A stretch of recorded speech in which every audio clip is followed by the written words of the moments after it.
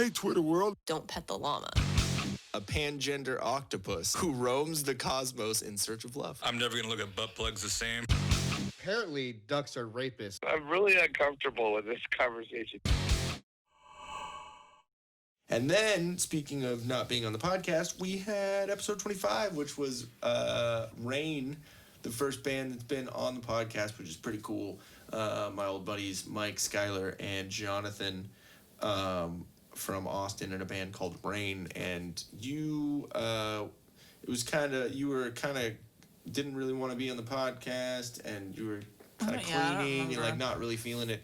And then so it was me and then the three of those guys, and they talked a lot about what they had gone through being a band, and their old singer Jacob, who was a complete sack of dicks, and fucked them over and fucked a lot of bands over with a like completely illegitimate band management company, True Initiative. And it's kind of cool because when we went out to Austin to play the show, I had asked them, I was like, hey, had you gotten any response from the show, or from that episode, or anyone told you they listened to it, and this or that? Just kind of wanted to see how it was being perceived from another point of view, not just being a podcast, but being like, this is a band that I like and I listen to it kind of thing.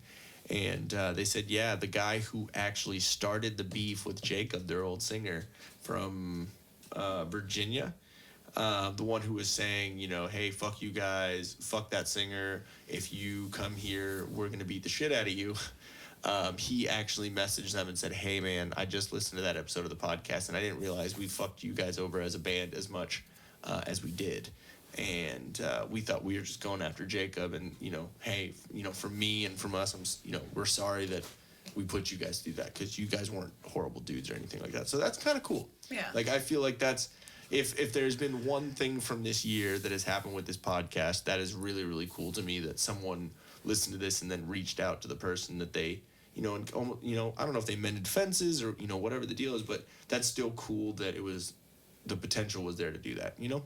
So, I don't know. It gives me a reason like, hey, we're doing something right. Kind of. Hey guys, thanks for watching. If we float your boat, make sure to subscribe here. For more awesomeness in your ear holes, click one of these videos here. You just gotta follow the red arrow and poke it.